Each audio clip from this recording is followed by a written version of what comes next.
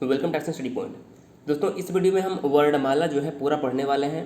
दोस्तों वर्णमाला से बनने वाले सभी प्रश्न जो है आपके इस वीडियो में क्लियर होने वाले हैं, क्योंकि इस वीडियो में हम जो है विस्तार से वर्णमाला में जो स्वर हमारे होते हैं, स्वर और व्यंजन, इस पर चर्चा करने वाले हैं।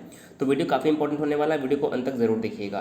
दोस्तों अगर आप किसी भी एग्जाम की तैयारी कर रहे हैं तो आपका यहाँ से भी एक भी प्रश्न गलत नहीं होने वाला है। तो आइए शुरू करते हैं आज का वीडियो। तो सबसे पहले अगर हम बात करें कि वर्णमाला है क्या, देखिए वर्ड हमारा है क्या। तो सबसे पहले आपको याद रखना है वर्ड क्या है। तो भाषा की जो सबसे छोटी इकाई होती है उसी को हम वर्ड कहते हैं। भाषा की सबसे छोटी इकाई को ही हम वर्ड कहते हैं। और जो वर्डों का व्यवस्थित समूह होता है, यानी कि जो वर्डों का एक व्यवस्थित समूह होता है, उसी समूह को हम वर्णमाला कहते हैं। तो यहाँ से आपकी जो वर्णमाला वाली बात है क्लियर हो जाएगी। अब देखिए वर्णमाला में हमारे स्वर भी होते हैं, व्यंजन भी होते हैं, तो इन्हीं बारे में हम पढ़ते हैं। तो सबसे पहले बात करते हैं कि वर्णमाला की जो संख्या यानी कि वर्णों की संख्या कितनी होती है। सबसे पहले प्रश्न ये बनता है कि वर्णों की जो है संख्या कितनी होती है। तो देखिए जो इसका विभाजन है वो भी दो प्रकार से होता है। जो वर्णों की संख्या है इसका विभाजन दो प्रकार से होता है। पहला है उच्चारण के आधार पर और दूसरा होता है लेखन के आधार पर। तो सबसे पहले अगर हम बात करें कि उच्चारण के आधार पर वर्णों की संख्या कितनी होती है, तो देखिए यहाँ पर आपको याद रखना होगा। देखिए वैसे स्वर की कुल संख्या 13 होती है, स्वर की कुल संख्या 13 होती है, लेकिन अगर हम उच्चारण की बात करें तो उच्चारण के आधार पर स्वरों की संख्या होती है 10। देखिए इसमें हमने क्या नहीं लिया है, एक अंग अह को हमने नहीं लिया है क्योंकि ये अयोगवाह होते हैं, अंग अह नहीं लिया है, और हमने री इसमें नहीं लिया है। बाकी इनको लेने पर स्वर की संख्या 13 हो जाती है। इनके अलावा उच्चारण के आधार पर जो स्वरों की संख्या होती है वो 10 होती है। वहीं अगर हम बात करें व्यंजन की संख्या कितनी होती है, तो उच्चारण के आधार पर जो व्यंजन की संख्या होती है वो 35 होती है। देखिए 33 हमारे व्यंजन होते हैं और 2 जो होते हैं हमारे द्विगुण व्यंजन होते हैं। तो इस प्रकार से 35 हमारे हो गए व्यंजन, 10 हो गए स्वर। तो इस प्रकार से उच्चारण के आधार पर वर्णों की संख्या जो हो गई हमारी 45 हो गई। तो यहाँ से आपको ये बात याद रखनी है। अब बात करते हैं कि लेखन के आधार पर जो है वर्णों की संख्या कितनी है, सबसे महत्वपूर्ण आपका ये होता है। तो देखिए इसमें हम सभी ऐसे वर्णों को लेने वाले हैं जो हम सभी लिखने में प्रयोग करते हैं। तो देखिए स्वरों की जो कुल संख्या होती है 13 होती है, व्यंजन की जो कुल संख्या होती है वो 35 होती है, और इसमें 4 संयुक्त व्यंजन होते हैं। तो आपको याद रखना होगा, देखिए 13 हमारे स्वर हो गए, 35 व्यंजन हो गए और 4 संयुक्त व्यंजन। देखिए छ त्र ज्ञ और स्त्र जो हमारे संयुक्त व्यंजन होते हैं। तो 35 4 39, 39 10 हो गया 49, और 49 में अगर हम 3 जोड़ते हैं तो हमारे हो गए स्वरों की संख्या, व्यंजन की संख्या, यानी कि सब मिलाकर 52 हो गए। तो लेखन के आधार पर जो हमारे वर्णों की संख्या होती है 52 होती है, और उच्चारण के आधार पर वर्णों की संख्या 45 होती है। पहले हम स्वर और व्यंजन को एक बार देख लेते हैं, फिर हम बात करेंगे स्वर और व्यंजन के बारे में विस्तार से।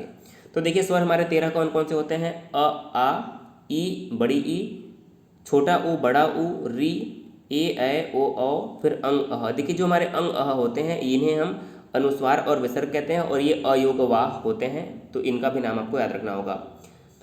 व्यंजन की बात करें, देखिए हमारा पहला क वर्ग होते हैं, क ख ग घ अंग, ये हमारे होते हैं कंठ वर्ण। च छ ज झ ये जो होते हैं तालव्य होते हैं। ट ठ ड ढ अड़ हमारे मूर्धन्य होते हैं, जिसमें से ड और ढ को हम द्विगुण व्यंजन भी कहते हैं, याद रखना है। त थ द ध न ये दंत स्वर होते हैं, दंत व्यंजन। प फ ब भ म ओष्ठ, इन्हें हम ओठ की सहायता से बोलते हैं। अगला हो गया हमारा य र ल व, जिसे हम अंतस्थ कहते हैं।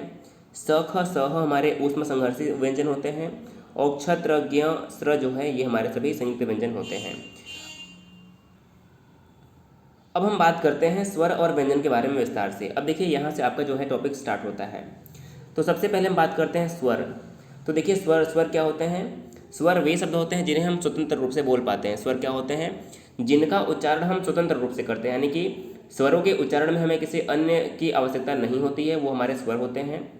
स्वरों की कुल संख्या देखिए 13 होती है, 10 हमारे स्वर होते हैं, यानी कि 10 + 3 यानी कि सब मिलाकर स्वरों की संख्या 13 होती है। अब देखिए स्वर भी दो प्रकार के होते हैं। पहला क्या होता है, एक हमारा हो गया मूल स्वर और दूसरा हमारा होता है संधि स्वर। तो सबसे पहले अगर हम बात करें मूल स्वर की, तो मूल स्वर वे होते हैं जिन्हें हम बिना किसी भी सहायता से, यानी कि बिना किसी अन्य स्वर की सहायता से उच्चारण करते हैं, वो हमारे मूल स्वर होते हैं। जैसे कि अ, छोटी ई, छोटा ऊ और री, तो ये हमारे 4 होते हैं मूल स्वर। तो आपको याद रखना है मूल स्वरों की हमारी संख्या कितनी होती है, 4। अगला हमारा होता है संधि स्वर। देखिए जो संधि स्वर होते हैं इनके उच्चारण में हमें किसी अन्य स्वर की आवश्यकता होती है। तो संधि स्वर भी दो प्रकार से होते हैं। एक हमारे होते हैं दीर्घ संधि और दूसरा होता है संयुक्त स्वर। तो देखिए संधि स्वर में भी पहला होता है दीर्घ स्वर, दूसरा होता है संयुक्त स्वर। तो दीर्घ स्वर में क्या क्या आता है, देखिए दीर्घ स्वर में हमारा आता है आ, जो कि किसके मेल से बना है, छोटा अ प्लस छोटा अ के मेल से बनता है आ। तो ये हमारा हो गया दीर्घ स्वर।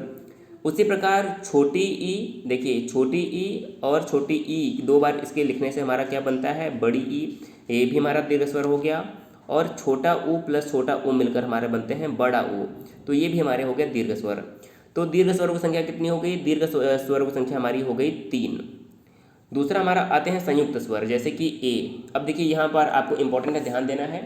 तो हमारे जो संयुक्त स्वर होते हैं इनकी संख्या होती है 4। अब देखिए ध्यान से देखिए, तो जो ए हो गया, ए किसके सहयोग से बनता है, देखिए अ प्लस ई के मेल से, अ और ई के मेल से हमारा बनता है ए, अ प्लस ए के मेल से बनता है हमारा ए, अ प्लस ए के मेल से बनता है हमारा ए, अ प्लस ऊ के मेल से बनता है हमारा ओ, और इसी के तरह हमारा बन जाएगा अ प्लस ओ के मेल से हमारा बनता है ओ।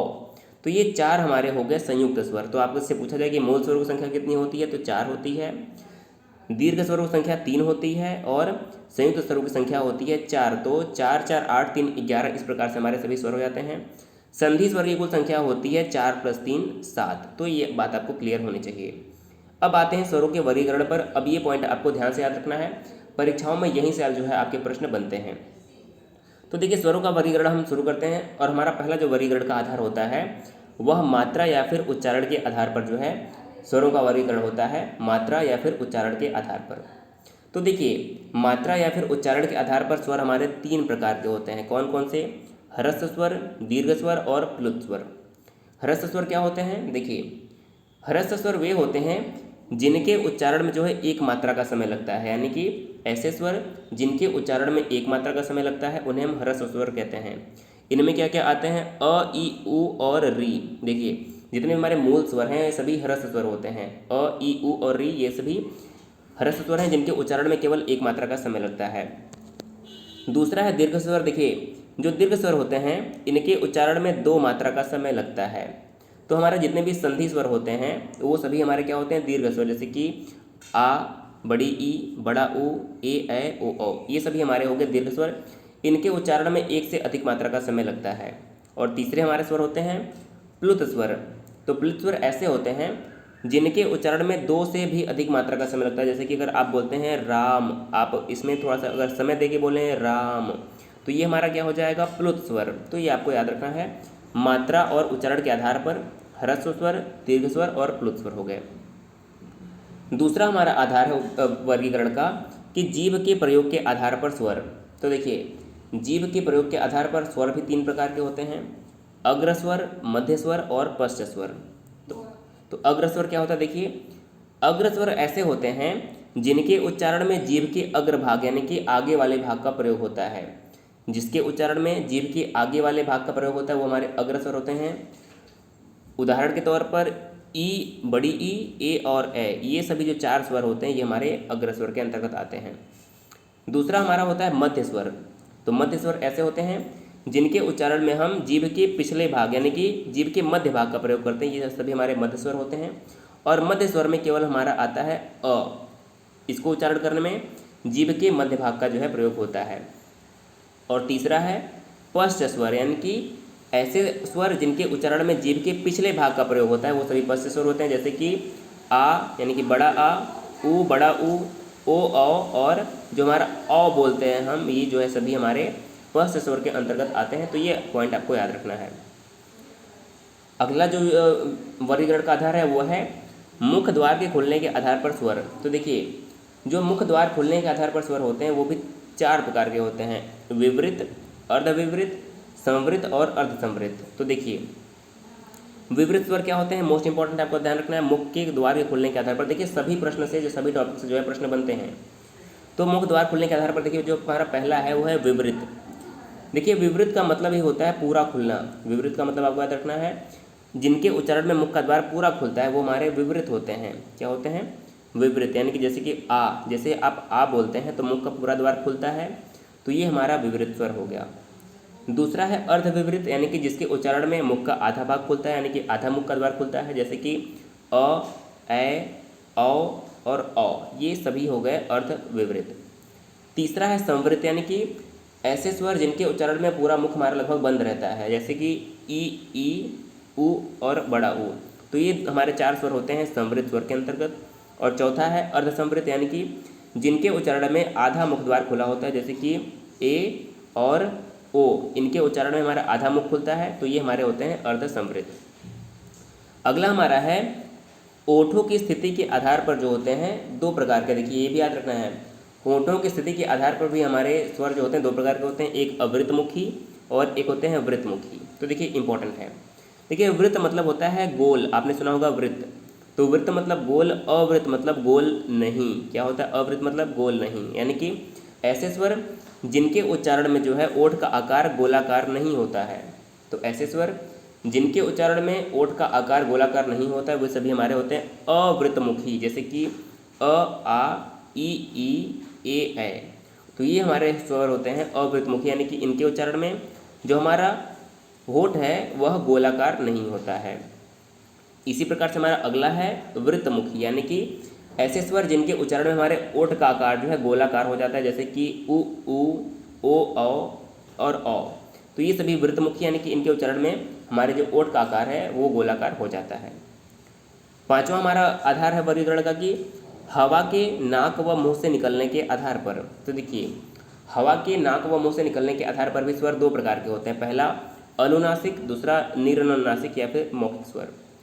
तो देखिए अनुनासिक स्वर क्या होते हैं, जिन स्वरों के उच्चारण में हवा मुख के साथ नाक से भी निकलती है उन्हें हम अनुनासिक कहते हैं, यानी कि ऐसे स्वर जिनके उच्चारण में मुख के साथ साथ हवा नाक से भी निकले वो हमारे अनुनासिक होते हैं, जैसे कि अ, आ, ई, ये सभी जो स्वर हैं अनुनासिक, यानी कि चंद्र बिंदी यहाँ पर आपको देखने को मिल जाएगा। निरनुनासिक या फिर मौखिक की बात करें तो इनके उच्चारण में जो है हवा केवल मुख से निकलती है, इसलिए इन्हें मौखिक स्वर या फिर निरनुनासिक कहते हैं, जैसे कि अ, आ, ई, ये सभी जो होते हैं निरनुनासिक या फिर मौखिक होते हैं, जिनके उच्चारण में हवा केवल मुख से ही निकलती है। अगला है हमारा घोषत्व के आधार पर। देखिए घोषत्व के आधार पर भी इम्पोर्टेंट है आपको, अघोष और सघोष 2 प्रकार होते हैं। देखिए घोष का अर्थ होता है स्वर तंत्रियों में श्वास का कंपन। घोष का अर्थ क्या होता है, जब हमारे स्वर तंत्रियों में श्वास का कंपन होता है, तो स्वर तंत्री में जब श्वास का कंपन होता है तो सघोष ध्वनियाँ निकलती हैं, यानी कि ऐसे स्वर जिनके उच्चारण में आपका जो है श्वास में कंपन हो तो वो सभी सघोष होते हैं। देखिए जो स्वर होते हैं सभी स्वर क्या होते हैं, सघोष ही होते हैं, सभी स्वर क्या होते हैं, सघोष होते हैं, तो ये बात आपको याद रखनी है। और अंतिम है स्वरों का जो हमारा वर्गीकरण का आधार वो है प्राणत्व के आधार पर। अब देखिए प्राणत्व के आधार पर क्या होते हैं, प्राणत्व के आधार पर आपको याद रखना है कि प्राण का अर्थ होता है हवा, यानी कि सभी स्वर देखिए प्राणत्व के आधार पर 2 प्रकार होते हैं, अल्प प्राण और महाप्राण। तो देखिए सभी स्वर अल्प प्राण होते हैं क्योंकि देखिए इनके उच्चारण में जो है हवा मुख से कम निकलती है। तो देखिए अल्प प्राण ऐसे होते हैं जिनके उच्चारण में हवा कम निकले मुख से, और महाप्राण वे होते हैं जिनके उच्चारण में हवा मुख से अधिक निकले। तो स्वर ऐसे होते हैं जो अल्प प्राण ही होते हैं, यानी कि उनके उच्चारण में मुख से हवा अधिक नहीं निकलती है, तो सभी स्वर जो होते हैं अल्प प्राण। देखिए आपको याद रखना है जो सभी स्वर होते हैं सघोष होते हैं और सभी स्वर अल्प प्राण। तो 2 बात याद रखनी है, सभी स्वर सघोष और अल्प प्राण होते हैं, ये बात आपको याद रखनी है। तो दोस्तों इस वीडियो में हम स्वर तक ही रहते हैं, अगर वीडियो पसंद आता तो शेयर करिएगा। अगले वीडियो में जो है हम व्यंजन के बारे में पूरी बात करने वाले हैं कि ये सभी जो व्यंजन होता है उनका उच्चारण स्थान क्या होता है, कौन से अघोष हैं, कौन से सघोष हैं, अल्प प्राण, महाप्राण, सभी के बारे में जो है व्यंजन के बारे में हम कल आपसे विस्तार से बात करने वाले हैं। तो तब तक आप स्वर को अच्छे से पढ़िए। इस वीडियो का जो PDF है आपको डिस्क्रिप्शन में टेलीग्राम लिंक से मिल जाएगा, या फिर टेलीग्राम पर जाकर आप जब डायरेक्शन स्टडी पॉइंट सर्च करेंगे तो वहाँ से भी आप जुड़ जाइए, वहाँ पे आपको PDF मिल जाएगी। तब तक आप स्वर पे अच्छे से रिवीजन करिए। कोई भी सवाल होता है कमेंट करके जरूर पूछिएगा। दोस्तों वीडियो देखने के लिए बहुत बहुत धन्यवाद।